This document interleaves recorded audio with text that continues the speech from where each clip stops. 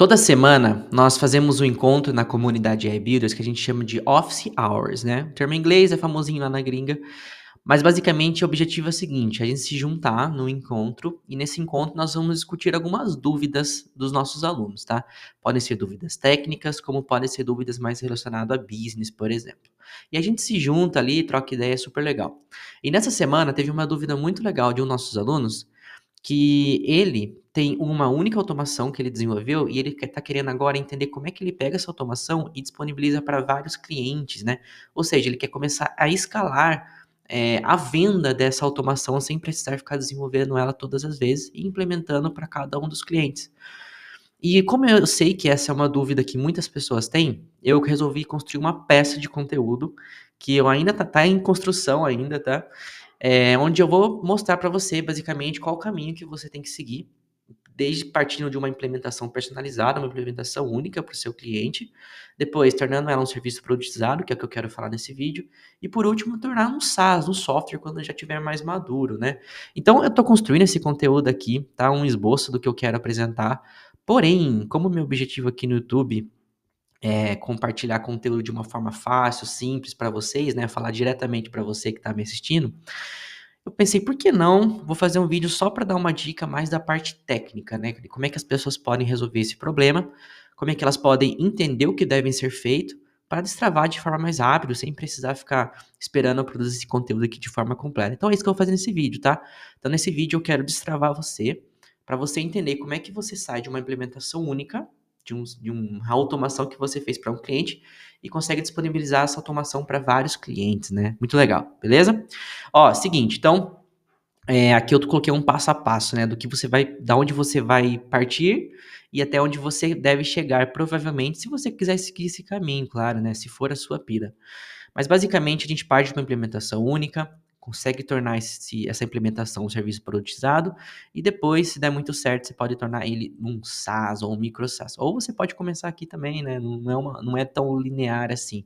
Mas eu recomendo para quem é iniciante, para quem está começando, essa é a melhor forma de fazer dinheiro, na minha visão, né? Porque aqui você consegue cobrar de uma forma, aqui de outra e aqui de outra. Então, é como se fosse uma escadinha aqui de montagem de caixa, digamos assim, tá? Mas vamos lá, o que que é uma implementação única? Uma implementação única é quando você faz uma automação para um cliente, né? Então, como é que isso funciona na prática? Imagina que chegou um cliente para você e fala assim, ó, Felipe, pô, eu quero automatizar o agendamento aqui, o pré-atendimento dos meus clientes pelo WhatsApp. Eu quero que eles consigam fazer um agendamento utilizando o meu Google Calendário, alguma coisa assim, e beleza, é isso que eu quero automatizar. Maravilha.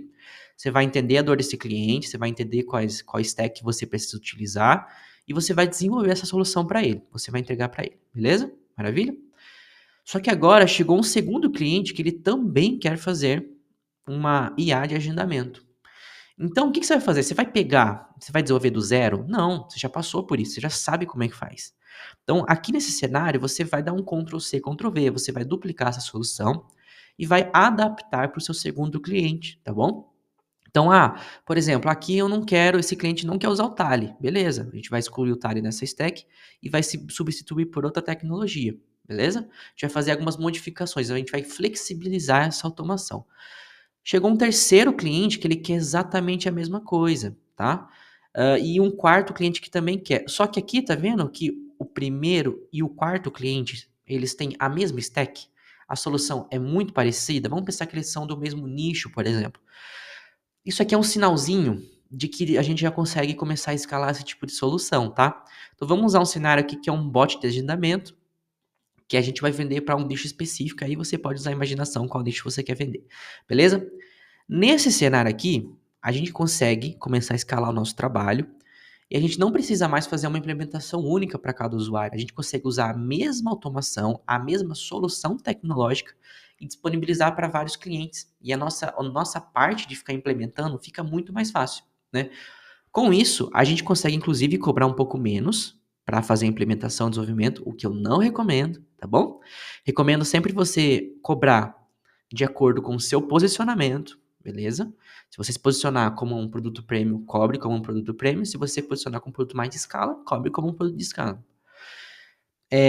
Mas enfim, mas abre essa possibilidade, né? Abre essa possibilidade de baixar barreiras, digamos assim, porque de fato você vai precisar colocar menos horas de desenvolvimento aqui. Maravilha. Então, nesse cenário, o que a gente consegue partir para um segundo ponto, onde a gente pega uma automação, a gente pega um tipo de serviço e produtiza ele, né?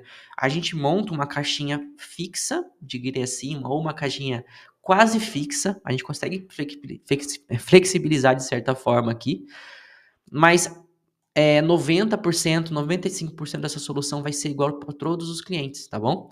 Então, nesse caso, a gente tem uma única automação e o que a gente vai ter aqui são vários clientes que a gente vai espetar para conseguir utilizar essa automação aqui. Maravilha? Beleza? Então, essa aqui que é a ideia do serviço produtizado, né? Depois, quando isso daqui evoluir e você de fato tornar isso aqui um negócio, você vai partir para a lógica do software, do SaaS, né? Onde você vai vender um acesso mensal para os seus clientes para que ele tenha acesso a um software, não só mais uma automação. Então, isso aqui é bem mais complexo, vai ter muitas questões de business aqui envolvido. Não estou falando que seja mais difícil, tá? Mas tem um pulo, né? Como a gente teve um pulo daqui para cá, a gente também tem um pulo daqui para cá para chegar nesse ponto. Pelo menos é a minha visão e é o que eu noto do mercado hoje. Maravilha? Esse é o cenário, tá? Mas agora eu quero ajudar você a entender como é que você pode fazer de forma prática. E eu vou trazer aqui para vocês um exemplo, beleza? Ó, seguinte, lembra que eu falei de um bot de agendamento como exemplo? A parte legal é que eu tô criando justamente esse bot, tá? Uma inteligência artificial que você vai poder disponibilizar para os seus clientes e os seus clientes vão conseguir com que os clientes dele façam agendamentos de forma automática. Então isso aqui é muito legal, tá? É um bot, acho que talvez seja um dos bots mais demandados na comunidade da AI Builders e nós vamos disponibilizar esse bot aqui numa certificação que nós estamos fazendo.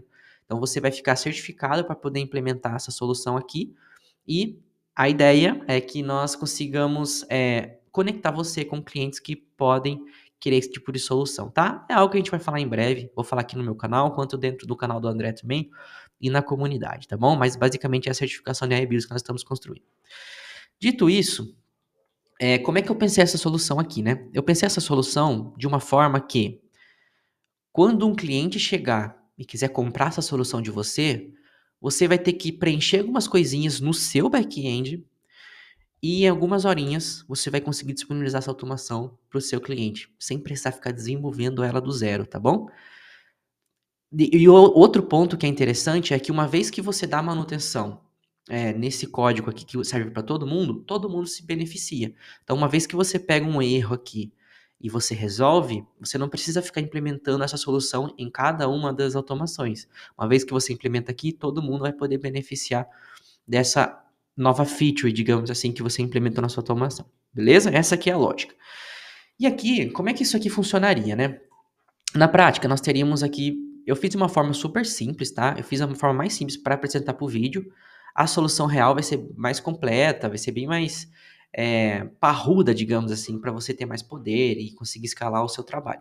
Mas aqui para o vídeo, eu dividi em duas tabelas. Uma tabela chamada usuários, que são os usuários finais, que eles vão utilizar o bot, então eles vão conversar com o seu bot, e temos uma tabela clientes, que eu já vou falar o que é isso, tá? Mas a tabela usuários é a tabela que a gente utiliza geralmente no nosso curso da AI Builders.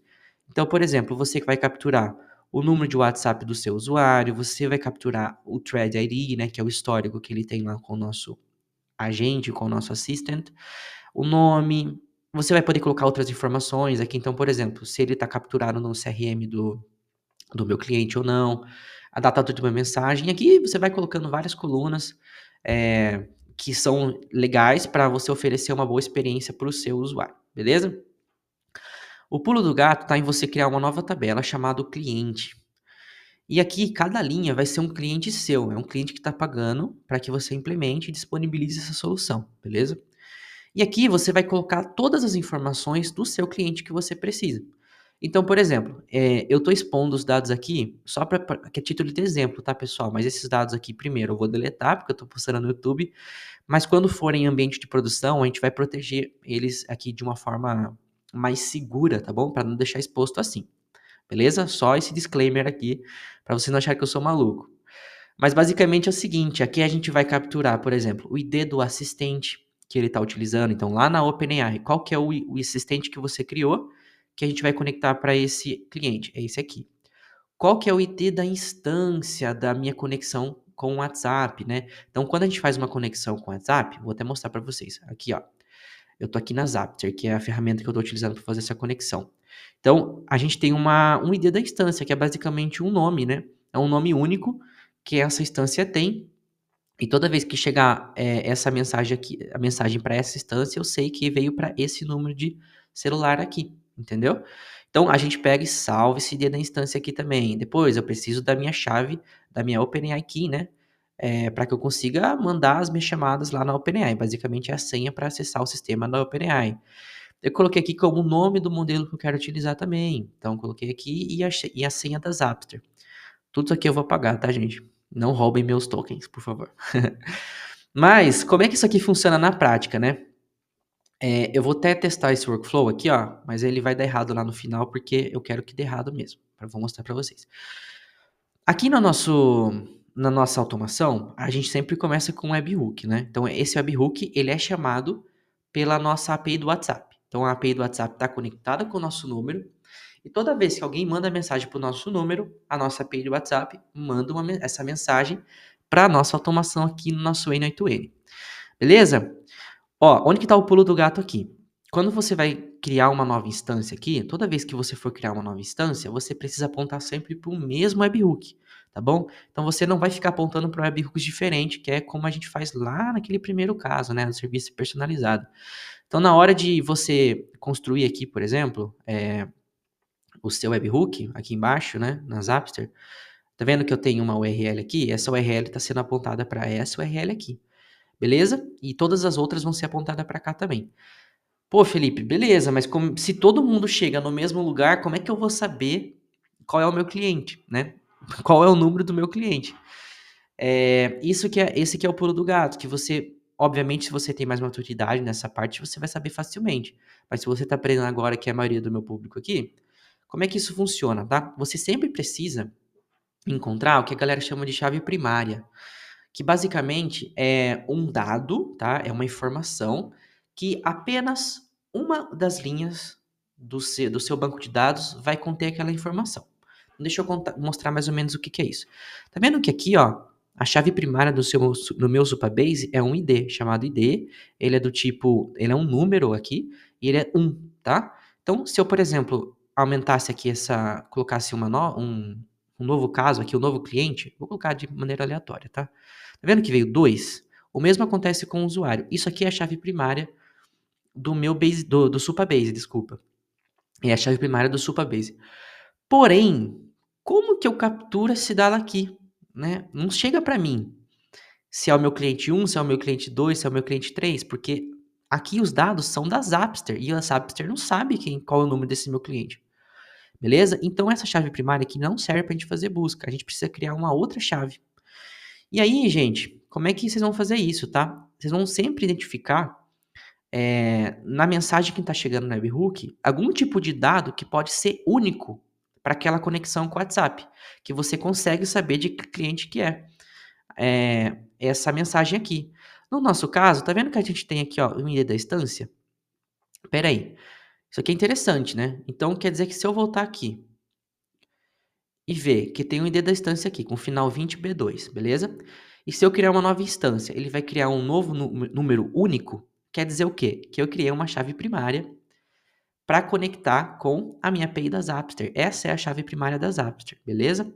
Então, a partir disso, o que eu consigo fazer? Ó, eu vou pegar e fazer uma busca aqui no Supabase e eu vou buscar lá no Supabase, na base clientes, beleza?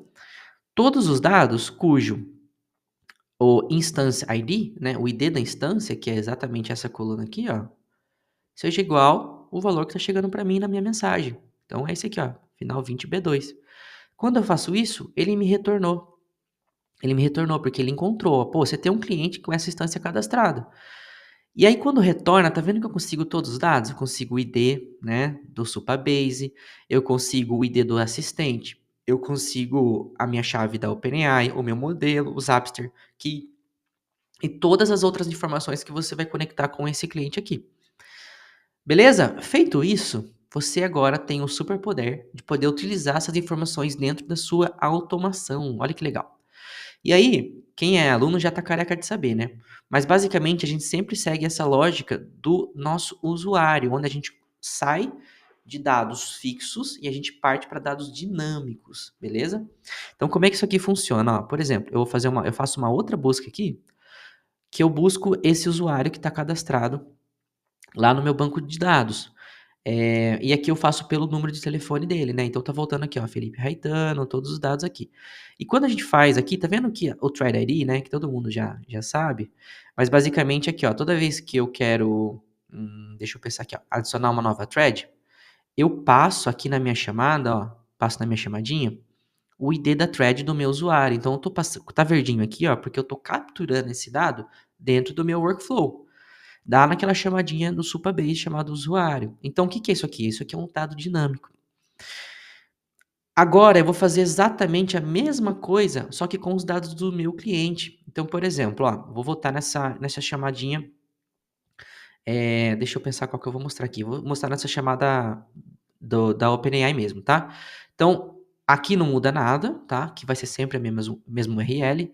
Porém, como eu quero conectar sempre com a conta da OpenAI do meu cliente, tá vendo que eu estou passando aqui de forma dinâmica a chave API dele? Entendeu? Então, quando o cliente A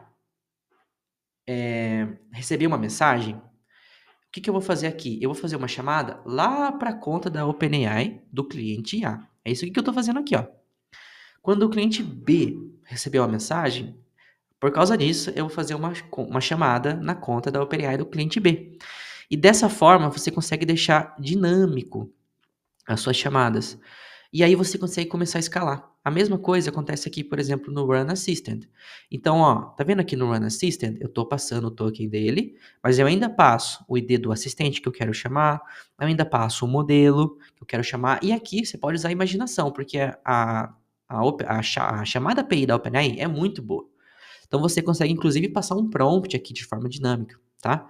Então, te dá muito poder mesmo. E aqui, só para mostrar na prática como é que isso funciona, tá vendo que aqui a gente tem a chamadinha da Zapster, né? Para Zapster me devolver a resposta. E aqui deu um erro. Por quê? Porque aqui, ó, eu deixei vazio, né? Geralmente ficaria estático assim, ó, com o nosso token aqui. Então, de forma mais prática, como é que isso aqui acontece, ó? Eu vou lá no nozinho do Supabase Get Client, beleza? Pego o Zapster Key, que é a minha chamadinha, coloco aqui, beleza, salvo e eu vou testar. Vamos testar. Tô com os dados salvos lá, vou testar, vamos ver se vai rolar. Meu bot todo tá rodando, ele tá pensando e mandou uma mensagem para mim, tá bom? Deixa eu pegar aqui no meu celular. Meu celular tá tão travado que eu acho que vai travar o meu vídeo aqui. Mas eu vou mostrar aqui a mensagem no final, ó. Ele enviou a mensagem. Qual mensagem que ele enviou? Hello, today is an excellent opportunity. Beleza, que faz parte desse contexto aqui. Mas é assim que a gente consegue tornar a nossa automação dinâmica. E com isso, vocês passam a resolver esse problema tecnológico e vocês conseguem agora vender essa mesma solução para vários clientes. Legal demais, né? Antes de encerrar o vídeo, o último ponto que eu quero falar é o seguinte, ó. Tá vendo que aqui vocês precisam ir coletando essas informações dos seus clientes? Usem a imaginação, tá? Usem a imaginação. Vocês não precisam fazer isso aqui de forma manual, por exemplo. Se vocês, quando vocês forem fazer um onboard de um cliente, esse onboard precisa ser muito bem feito, tá? Precisa ser muito qualificado, o cliente precisa se sentir bem amparado e principalmente você consegue passar formulários, por exemplo, para que ele preencha e com essas informações você simplesmente salva no seu banco de dados e está funcionando a automação do cara, entendeu? Então, é óbvio que no início, quanto mais manual, melhor, porque você vai entender como é que funciona o processo. Mas ao longo do tempo, você consegue ir automatizando também essas etapas. Etapas de onboard, etapa de alteração, se ele quiser alterar alguma coisa. E aí, o que você está fazendo naturalmente, tá? Quando você automatizar essas etapas, o que você está fazendo naturalmente? Você está caminhando para onde? Para tornar isso aqui um software, entendeu? Por isso que essa jornada é muito interessante. Começa aqui, fazendo uma implementação única para cada usuário, aprende como é que você dá manutenção, aprende como é que implementa. Achou uma automação que você consegue vender para vários clientes? torna ela um serviço produtizado, beleza? Faz esse formatinho que eu estou fazendo. Ao longo do tempo, você vai automatizando, você vai criando o front, você vai melhorando o seu back-end para tornar toda essa etapa de onboard dos seus clientes mais fácil, tá? E aí você vai tornando isso naturalmente em um software. Quando você vê, você ganhou dinheiro desde o dia zero, porque você vendeu aquela primeira automação, você foi aprendendo nessa jornada, você foi ganhando dinheiro e você conseguiu construir um software. Essa é a ideia. É uma ideia que eu acredito muito, tá bom? Eu tenho certeza que vai ter muita gente fazendo isso, vai ter muita gente ganhando dinheiro de forma tranquila, tá? Tranquila. Você não precisa lançar um software do dia zero e fazer um investimento altíssimo aqui. Você consegue fazer dessa forma, essa escadinha, e escalando o seu serviço. Beleza? Era isso que eu queria passar no vídeo de hoje. Estou tentando fazer mais vídeos aqui com mais frequência aqui no meu canal. Tá dando certo, tô bem feliz. E se você curtiu isso aqui, foi útil, por favor, dá um like nesse vídeo, isso está me ajudando bastante, tá bom? E deixa o seu comentário aqui embaixo se você tiver alguma dúvida, se eu posso te ajudar de alguma forma. Além disso, se você quiser aprender como é que faz tudo isso, né? A comunidade AI Builder está de portas abertas para você. E lá nós ensinamos você como é que você desenvolve, nós conectamos você com pessoas da mesma área e facilitamos de uma maneira geral a sua jornada para que você consiga extrair bastante valor desse novo momento do mercado utilizando tecnologias no code e inteligência artificial, tá bom? É isso, quero te agradecer, muito obrigado e até a próxima.